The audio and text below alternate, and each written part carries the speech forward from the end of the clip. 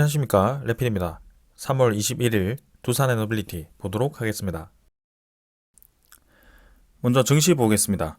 코스피 2.41% 상승했고요. 코스닥은 1.44% 상승했습니다. 오늘 양증시 굉장히 크게 상승을 했고요. 코스피는 2700선을 아주 강하게 돌파를 하면서 2750선까지 도달을 했습니다. 코스닥도 900포인트를 돌파하면서 고점 상승을 계속 진행하고 있었습니다. 외국인 투자자는 1조 8천억을 매수했고요. 기관 투자자는 1조 가까이를 매수했습니다. 코스닥은 외국인 투자자가 3,600억 정도 매수하였고 기관 투자자는 87억 정도를 매수하면서 오늘 외국인 투자자가 코스피에서 굉장히 큰 매수를 진행해 주었습니다. 그래서 코스피에 대한 차트를 보면 드디어 이제 2700선을 강하게 돌파하면서 치고 나갔고요. 오랫동안 횡보하던 이 구간을 강하게 돌파를 하였습니다. 거래량이 이제 증가하면서 또 치고 나갔기 때문에 2700선을 지금 한 번에 이렇게 뚫고 나갔고요. 2800선까지도 단번에 갈 수 있는 그런 발판을 마련했습니다. 월봉도 이제 오랫동안 갇혀있던 추세가 완전히 위로 벗어났고요. 고점 대비해서는 아직까지 아래로 조금 더 벗어나 있지만 확실히 올해 하반기에 좀 더 힘을 받아서 올라갈 가능성이 굉장히 높아 보입니다. 그래서 우리가 그동안 지겨운 흐름이 이어졌던 이 추세가 드디어 이제 올라가는 추세로 바뀌었기 때문에 증시를 하반기까지 꾸준히 지켜볼 필요가 있겠다라고 생각하고요. 우리가 기다려온 보람이 있는 그런 시기가 드디어 시작이 되었습니다. 그래서 하락장 이후에 큰 오랫동안의 횡보 구간, 그리고 다시 한번 상승장이 오는 그 시기가 있는데요. 이번이 그 시기의 시발점이 될 수도 있습니다. 그래서 그런 것들을 좀 생각하면서 투자를 하면 되겠습니다. 자, 기관 투자자, 외국인 투자자, 이제껏보다 훨씬 많은 물량을 오늘 한 번에 매집을 했습니다. 금융 투자가 이제 1조 가까이를 매수하면서 기관 투자자의 대부분의 물량을 매수하긴 했습니다. 그런데 이제 외국인 투자자가 1조 8천억 가까이 매수를 하면서 더 많은 물량을 매수를 했고요. 사실상 이 두 수급 전체가 대부분이 이제 삼성전자와 SK하이닉스 그리고 반도체 관련 종목들에 몰렸다라고 보셔도 될 것 같습니다. 최근에 HBM이라는 그런 메모리 관련 이 기대감이 굉장히 올라가고 있고요. 그 기업들에게 이 실적이 상승될 것으로 예상되기 때문에 계속해서 힘을 받는 모습입니다. 그래서 외국인 투자자도 이제껏 많은 물량을 매집을 했음에도 불구하고 최근에 이렇게 매도를 좀 진행하면서 조금씩 이제 코스피에서 빠져나가나 했는데요. 지금 이 3월 20일, 3월 21일 해가지고 이틀 정도 거의 한 번에 최근에 이 매도 물량을 다 메워주는 모습이 나왔습니다. 2조 6천억 가까이를 매수를 하면서 많은 매수를 진행했습니다. 그래서 앞으로도 추가로 지금 더 매수가 나올 가능성이 높아 보이고요. 오늘 이 상승세는 굉장히 인상 깊었습니다. 코스닥도 지금 900포인트 돌파하였고요. 코스피와 마찬가지로 고점 돌파를 하면서 아주 강한 상승이 나왔습니다. 그래서 뭐 코스닥은 이전에 이미 2차 전지 관련 테마와 함께 굉장히 크게 올랐다가 한번 쭉 떨어졌었는데요. 지금은 추가적인 상승이 예상이 되는 그런 상황입니다. 그래서 코스닥이 움직이기 위해서는 아무래도 기술주 위주로의 이 종목들이 모여 있다 보니까 시장에 대한 유동성과 그 다음에 이 기술에 대한 성장성이 필요하다라고 말씀을 드렸습니다. 근데 이 두 개가 이제 합쳐지는 그 시기가 금리 인하 시기라고 말씀을 드렸는데요. 이번에 이제 그런 시기가 좀 구체화가 되었던 것 같습니다. 그 소식에 대해서는 조금 이따가 말씀을 드리겠습니다. 자, 코스닥도 지금 외국인 투자자의 물량이 3,700억 가까이 들어오면서 최근에 이 약세를 띄었던 수급이 한 번에 이제 채워지는 모습이 나왔고요. 기관 투자자는 여전히 뭐 크게 매수를 하지 않고 있지만 뭐 일단 외국인 투자자 위주로의 그런 상승이 나왔습니다. 자, 확실히 지금 코스피, 코스닥에 우리나라 증시에 외국인 투자자가 좀 주도권을 갖고 들어오는 그런 모습이 나오고 있습니다. 해외 증시도 강세를 띄었습니다. 다우, 나스닥 모두 올라갔고요. 니케이도 2% 가까이 올라가면서 강한 상승을 보여주었습니다. 환율 같은 경우는 6.5원 정도 떨어졌고요. 1327원으로 아래 꼬리를 길게 달면서도 이렇게 떨어졌는데요. 한 번에 이제 또 올랐던 거 절반 정도까지 밀어내면서 진행을 시켰습니다. 그래서 이렇게 환율이 급변하고 시장이 급등을 한 데에 대한 이유는 어제 FOMC에 대한 발표가 있었기 때문입니다. 그 내용에 대해서 지금 한번 살펴보도록 하겠습니다. 자, 미국 연준이 기준금리를 이제 5연속 동결을 했고요. 요거는 이제 우리가 예상했던 부분입니다. 근데 연내 3회 금리 인하를 할 수도 있다라는 얘기가 나왔습니다. 자, 미국의 중앙은행인 연방준비제도가 어제 기준금리를 동결을 했고 올해 첫 이 금리 인하에 대한 그런 시기를 구체적으로 제시를 하진 않았습니다. 그러나 올해 안에 세 차례 금리 인하가 있을 것으로 이렇게 4.6%로 예상을 했다라고 하고요. 그렇다는 것은 이미 이제 올해 3개월이 지났기 때문에 남은 9개월 동안 적어도 세 차례를 내린다는 것은 상당히 큰 의미가 있습니다. 9개월 동안 세 차례 내린다는 것은 평균적으로 세 달에 한 번씩 내린다는 뜻인데요. 그것도 이제 바로 다음 달에 내려야지만 달성할 수 있는 목표입니다. 그래서 지금 하반기에 6월에 금리 인하를 시작한다면 이 세 차례에 대한 인하가 어렵기 때문에 그만큼 지금 우리보다 예상보다 빠르게 금리 인하가 시작될 수도 있다. 그런 기대감이 있는 것 같습니다. 자, 물가 지표는 높게 나왔지만 분명히 지금 FOMC에서 주목하는 그런 수치가 있는 것 같고요. 이런 이 금리 인하에 대한 언급을 저렇게 3번까지 파격적으로 할 줄은 몰랐습니다. 그래서 그런 이유 때문에 지금 지표들이 좀 좋게 진행이 되고 있고 환율이 내려가고 그 다음에 채권 금리, 미국 10년물 채권 금리도 급락을 했습니다. 그래서 우리의 이 걸림돌 중에 하나였던 이 미국 채권의 이 금리인데요. 수익률이 높을수록 우리나라 증시에 부정적입니다. 그런데 이번에 그 가격대가 저 발표와 함께 떨어지기 시작했고요. 다시 4.2%대로 초반대로 진입을 했습니다.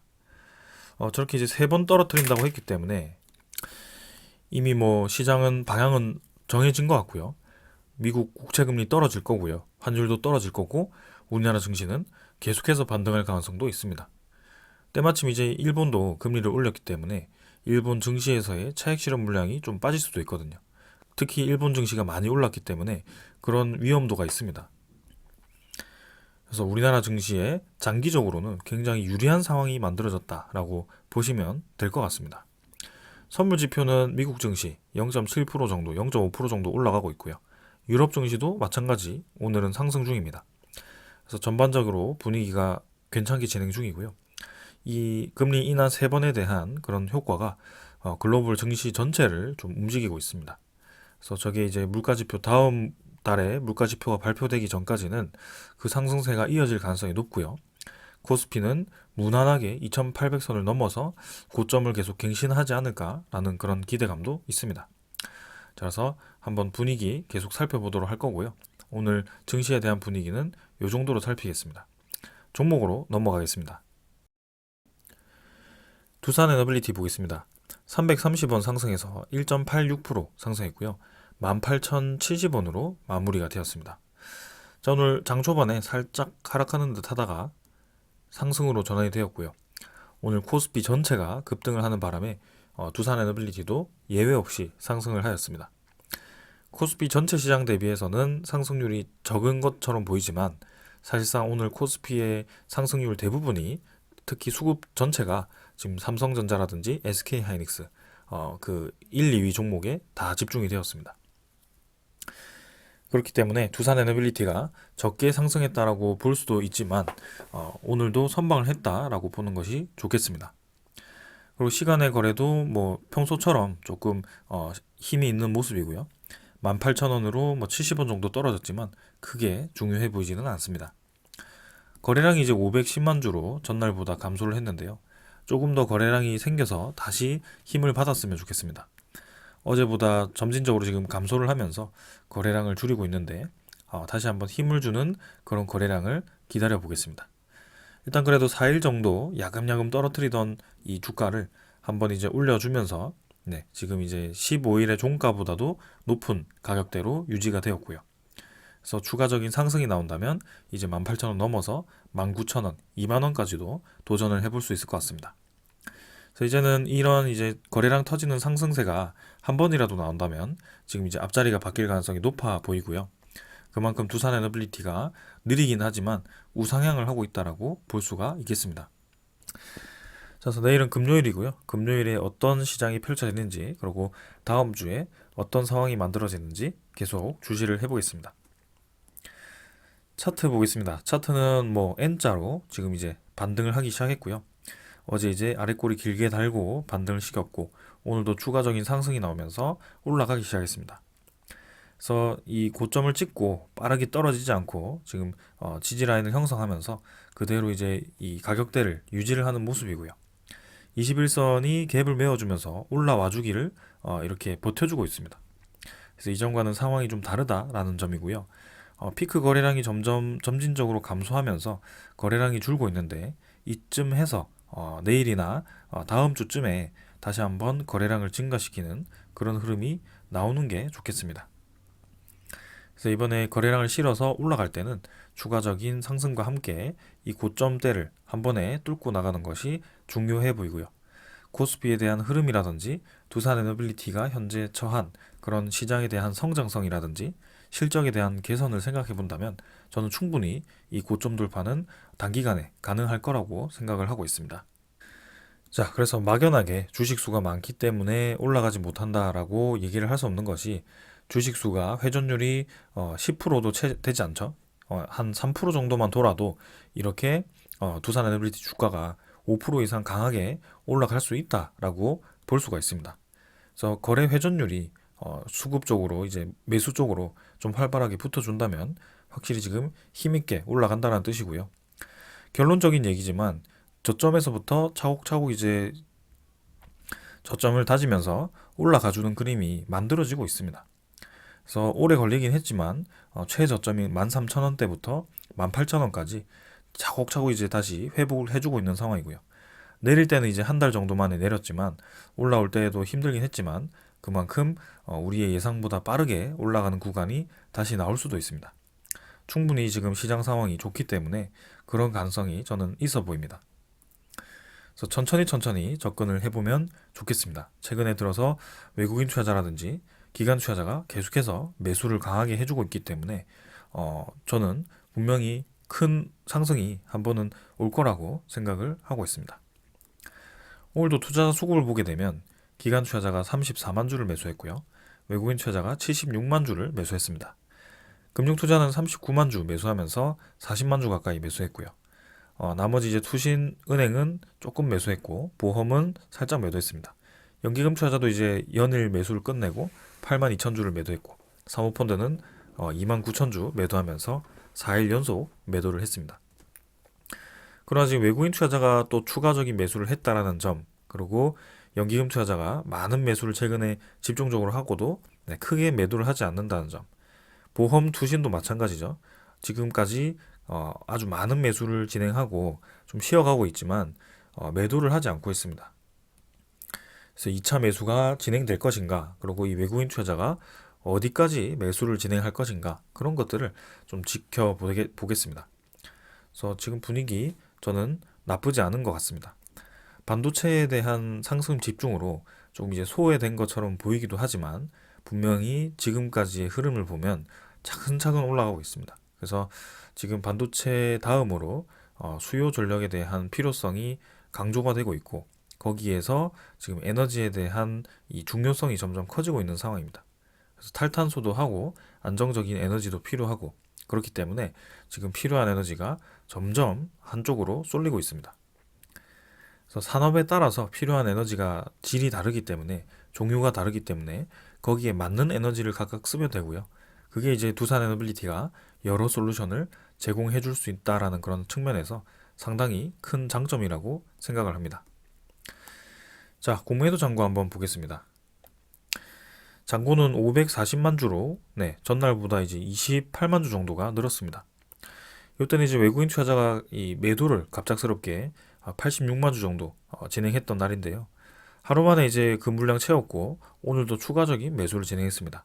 그렇기 때문에 3월 20일, 3월 21일에도 공매도 잔고가 줄어들었을 가능성이 커 보입니다. 그래서 54만 주로 늘었지만 뭐 크게 중요한 부분은 아닌 것 같다라는 점입니다. 그리고 대차장고도 확인해 보겠습니다. 대차장고는 지금 2만 3천 주가 상환이 되었고요. 2,190만 주 정도로 전날과 거의 동일합니다. 그래서 최근에 이 대차장고에 대한 추이도 한번 살펴보면 전체적으로 계속 줄고 있습니다. 네, 대차장고 그래프가 2,600만 주 수준에서부터 차곡차곡 이제 줄어들고 있고요. 외국인 투자자, 기관 투자자 꾸준히 매수를 하면서 많은 매집을 해주고 있습니다. 그래서 저는 이 분위기가 이대로 계속 이어질 가능성이 크다라고 좀 보고 있기 때문에 아주 긍정적으로 보고 있습니다. 공매도 잔고도 줄고 있고 대차 잔고도 줄고 있고 그리고 외국인 투자자도 지금 매도하는 듯 하면서도 다시 추가로 매수를 했습니다. 그래서 추정 물량 76만 주에서 동일하게 진행되었고 전날 86만 주 다시 채워서 17.03%. 네. 오늘도 이 최대 보유율을 갱신을 했습니다. 그래서 보유율이 어느덧 벌써 17%까지 증가를 했고요. 좀 있으면 이제 20%까지도 도달을 할 수 있을 것 같습니다. 배당도 주지 않고 크게 메리트가 없는 종목이라면 과연 이렇게 외국인 투자자가 집중적인 매수를 할 이유가 있을까라는 생각이 들 정도로 그만큼 지금 공격적으로 매수를 하고 있습니다. 사실 제가 몇 달 전까지만 해도 12%대를 보았던 그런 비율인데요. 지금 몇 달 만에 5% 가까이를 물량을 채워 넣어 놨습니다. 그만큼 지금 두산 에너빌리티의 집중적인 매수가 진행되고 있다는 뜻이고요. 지금 외국인 투자자만 매수를 하면서 기관 투자자는 빠지고 있다. 뭐 그러면 또 물량에 대한 회전을 생각할 수도 있겠지만 양매수를 진행한다는 점에서 상당히 인상이 깊습니다. 그래서 지금 한 달 동안의 수급만 집계를 해봐도 외국인 투자자가 650만 주, 기관 투자자 700만 주 가까이 매수하면서 한 달 동안 아주 많은 매수량을 집중시켰습니다. 연기금 투자자 200만 주, 투신 투자자도 190만 주, 사모펀드도 87만 주, 보험도 100만 주 가까이를 매수하면서 골고루 이렇게 모든 투자자가 매수를 한 것을 볼 수가 있습니다. 2월 19일부터 오늘까지 그래프를 한번 보겠습니다. 2월 19일이 어디죠? 여기네요. 네. 2월 19일부터 오늘까지 이 기간 동안 외국인 투자자 650만 주, 기관 투자자 700만 주 매수했습니다. 이 그래프를 보셔도 아시겠죠? 그래서 그만큼 지금 단기간에 매수가 집중되었고 그 덕분인지 뭐 일단 주가가 올라가긴 했습니다. 그뿐만이 아닙니다. 지금 이 전체 그래프를 보았을 때 기관 투자자는 이미 여기서부터 시작해서 여기까지 왔습니다. 외국인 투자자도 여기서부터 여기까지 왔습니다. 그래서 합계가 엄청나게 많이 지금 지분을 확보를 해두었다라는 겁니다.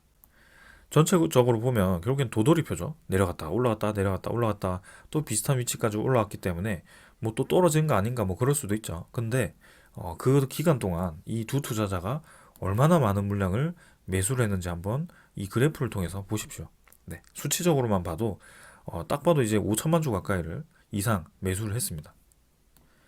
그래서 7% 가까이의 지분을 이 구간 동안 두산 에너빌리티를 매집을 했습니다. 여러분들 6억 4천만 주에 대한 주식을 7%를 매집을 하기 위해서 얼마나 많은 주식을 매입을 해야 되겠습니까?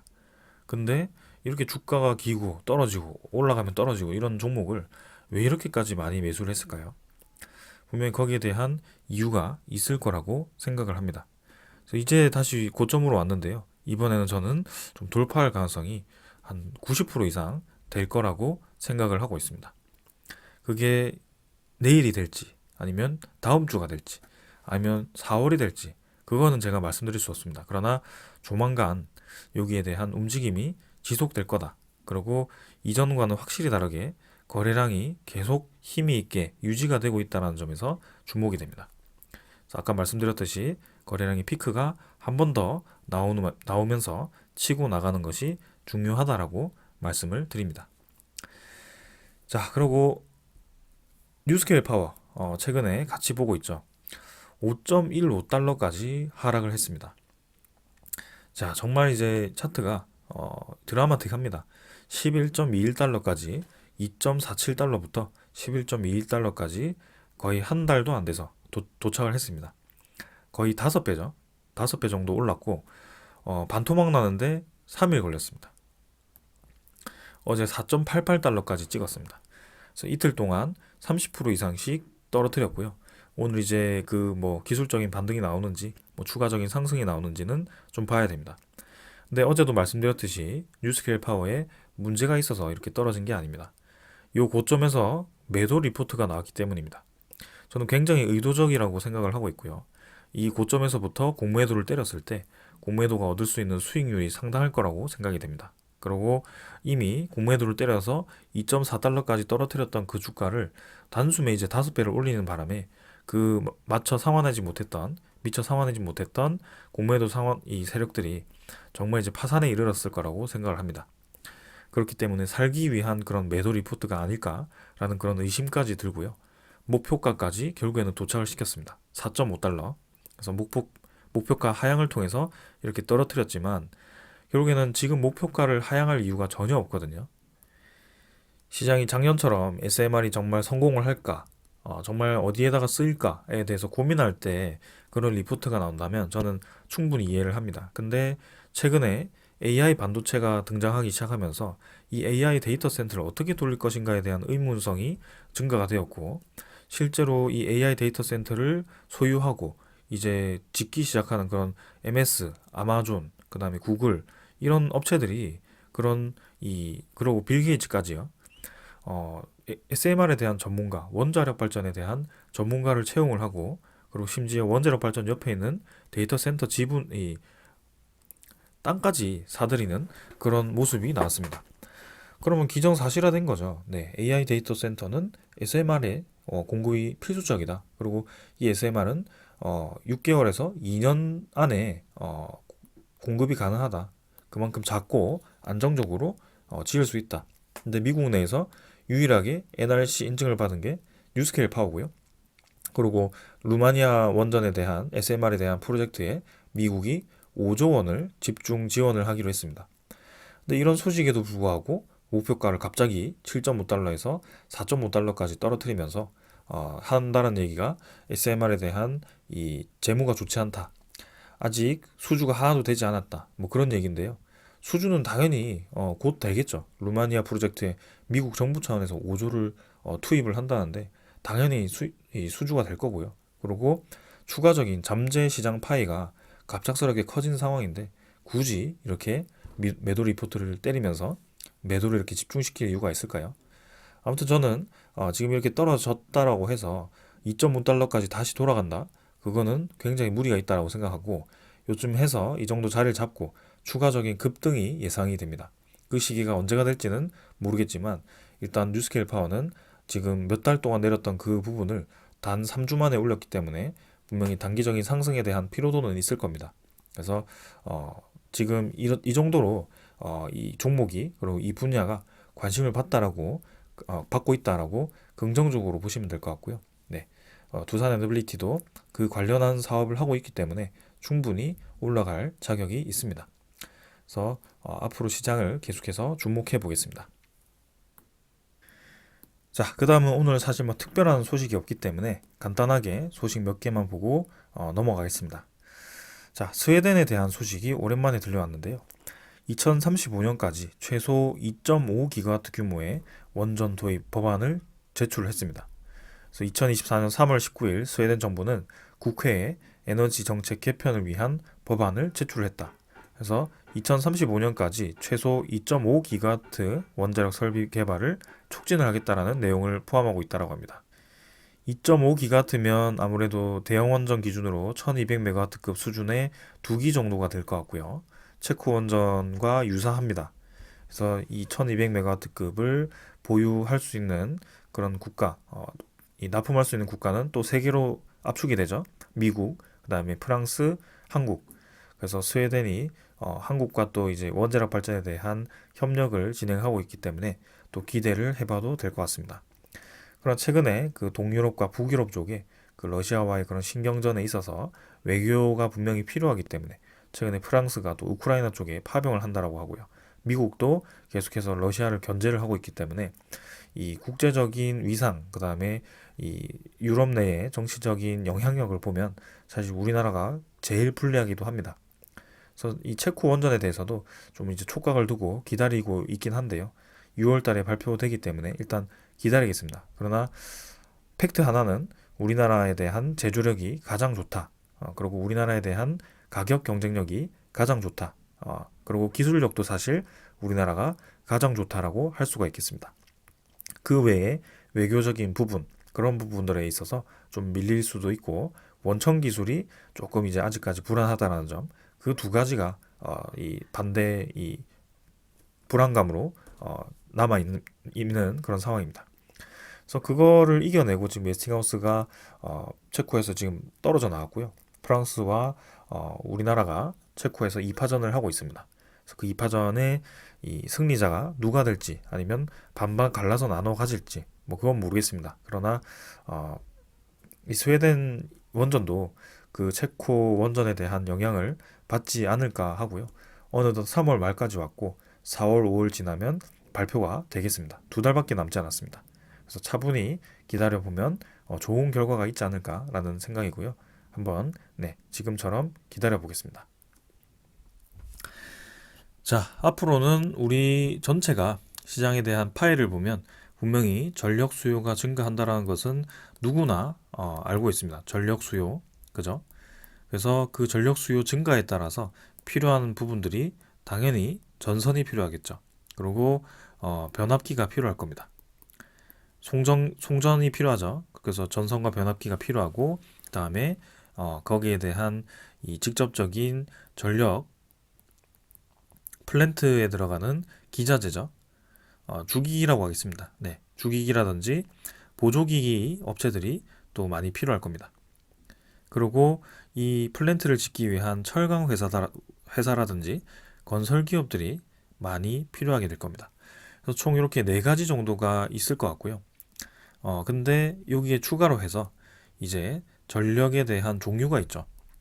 그래서 전력에 대한 종류를 나눠보면 처음에는 이제 당연히 원자력 발전이 있을 거고요. 여기서는 이제 대형과 그죠? 대형, 소형이 나누게 됩니다. 그리고 이제는 신재생이 뜨고 있죠. 그래서 신재생에서 해상풍력과 그 다음에 태양광이 또 나뉘게 되는데요. 이 두 개는 하나로 엮이게 됩니다. ESS라는 에너지 저장 장치가 필요합니다. 이거 없이 사용을 하니까 우리나라가 굉장히 지금 불안한 상황이죠. 출력 조절이 안 되고 많이 생산할 때는 또 전력을 버려야 되는 그런 불합리함이 있습니다. 그래서 태양광을 28기가와트를 깔아도 28기가와트를 생산할 수가 없습니다. 전체 이 용량의 이 효율이 뭐 30%밖에 되지 않는다고 한다면 7기가와트밖에 생산할 수 없는 그런 상황입니다.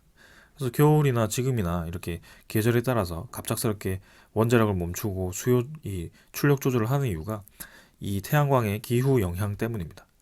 아무튼 ESS에 대한 보급이 필수적이다. 그리고 이제 수소 에너지, 그리고 그 외에 뭐 수력 발전이라든지 양수 발전이라든지 그 다음에 LNG가 있습니다. 사실 LNG는 복합 화력 발전으로 최근에 관심을 많이 받고 있지만 요거는 궁극적으로는 수소 시장으로 연결이 될 겁니다. LNG라는 것이 사실 탄소를 발생시키기 때문에 석탄보다는 훨씬 적게 발생시켜서 대체 에너지로 지정이 되긴 했지만 결국에는 RE100이라든지 아니면 CF200에 포함될 수 없는 그런 발전입니다. 그래서 수소 이 가스터빈으로 이제 수소 발전을 해야 되고요. 그리고 수소 가스터빈과 말고 이제 연료 전지도 있습니다. 이 연료 전지도 마찬가지로 ESS와 연결이 될 수 있습니다. 그래서 두산 에너빌리티를 본다면 이 에너지 전체에서 대형 원전, 소형 원전, 해상풍력, ESS, 수소 가스터빈, 그 다음에 양수 발전, 그리고 수소 연료 전지, 그 다음에 수력 발전, LNG 가스터빈, 제가 빨간색 친 거 전부 다 합니다. 하나 빼고 태양광. 물론 이 전체 분야에서 두산 에너빌리티가 1등을 하고 있는 것은 아닙니다. 다른 기업들도 포함이 되지만 두산 에너빌리티가 우리나라에서 1등하고 있는 분야는 여기, 그리고 해상풍력 터빈, 우리나라 국내 터빈에서는 1등입니다. 그리고 수소 대형 가스터빈, 그 다음에 연료전지, 그리고 양수발전, 수력발전의 주기기, LNG 가스터빈 국산화 성공, 요런 정도가 있습니다. ESS는 사실 효성도 있고 두산도 있고 뭐 그렇기 때문에 조금 밀릴 수도 있습니다. 태양광은 하나솔루션 쪽이 하나큐셀 쪽이 좀 더 많이 생산하고 있고요. 그렇기 때문에 제가 뭐 이 원자력 발전 기준으로 좀 말씀을 많이 드리지만 이 전체 시장 파일을 본다면 두산 에너빌리티가 포함될 수 있는 영역이 굉장히 넓다. 그리고 시장 전체가 어제 그래프 보셨듯이 2022년이 전력 수요가 여기라면 2026년, 그다음에 2030년 이렇게 뒤로 갈수록 전력 수요가 이렇게 올라가죠. 그렇기 때문에 지금 우리 기준으로는 이 기준으로 원자력이 34%, 신재생이 10%, 그리고 석탄 발전, LNG 대부분 뭐 이렇게 생각을 해서 신재생은 우리 정부가 안 늘린다 이렇게 생각할 수도 있겠지만, 그리고 원자력만 늘린다 생각할 수도 있겠지만, 결국에는 이때 말고 이때로 가버리면 자연스럽게 지금 현재 원전을 유지하면 원전에 대한 퍼센트가 20%대로 줄어들 겁니다. 점점 이제 줄겠죠. 그래서 신규 원전 건설을 하지 않는다면 이 비율은 계속 줄어들 거고요. 그리고 이 전력이 증가하는 와중에도 전체 이 신재생 에너지의 수요를 25%까지 늘리겠다고 한 겁니다. 전 정부에서는 40%대까지 얘기를 했던 거를 25%로 좀 줄이긴 했지만, 그렇다고 해서 10%대에서 25%대까지 이 늘어나는 수요에 맞춰서 신재생을 보급한다는 게 쉬운 일이 아닙니다. 그래서 여러분들 삼면 바다에 서해, 남해, 동해, 제주도 할 거 없이 지금 바람개비 계속 꽂고 있잖아요. 그 관련된 사업을 추진하고 있습니다. 얼마나 많은 비용이 들어가겠습니까? 근데 일단 해상풍력 그렇게 활용을 하겠다라고 정부가 공언을 한 거고, 거기에 또 두산 에너빌리티의 터빈이 사용되도록 기대를 해보는 그런 상황입니다.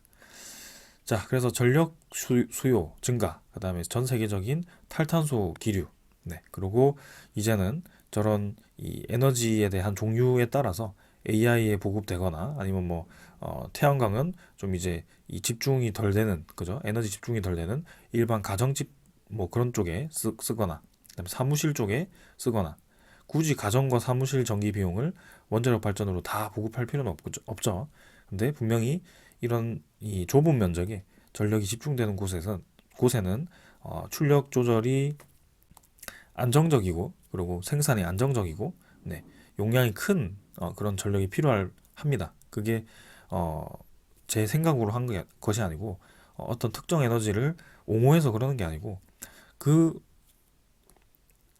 사실이 수치적으로 표현이 되어 있고 당연히 그렇게 돼야 됩니다. 그렇기 때문에 어떤 분야에는 어떤 에너지원, 어떤 분야에는 요 에너지원, 이렇게 좀 다각화가 되어야 된다라고 강조를 드리는 거고, 그 다각화의 역할을 두산 에너빌리티가 할 거다라는 점입니다.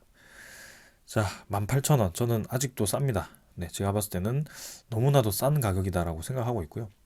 월봉 기준으로 이때까지 다시 올라가 버리면 주식수가 좀 더 늘어나서 시가총액이 요쯤 되면 한 20조 이상 되지 않을까 싶습니다. 삼성전자 450조, SK하이닉스 120조, 그리고 이제 반도체 외에 현대차, 기아차도 이제 올라가고 있고요. 전반적인 코스피에 대한 힘이 받아진다면 우리나라의 1등 플랜트 기업, 이 당연히 시가총액이 20조도 저는 낮지 않을까라는 생각인데요. 아무튼 한번 보겠습니다. 기자재 위주로의 그런 사업 전환을 하고 있는 종목이다 보니까 수익률도 좋아지고 있고요. 기존 건설 이미지에서 이제는 기자재 생산 기업으로 탈바꿈하고 있습니다. 한번 상황을 지켜보겠습니다. 자, 오늘 이 정도로 하고 마치도록 하겠습니다. 내일 시장은 뭐 천천히 보도록 하고요. 일단 두산 에너빌리티에 대한 우상향, 그리고 코스피에 대한 상승을 기대를 해보겠습니다. 감사합니다.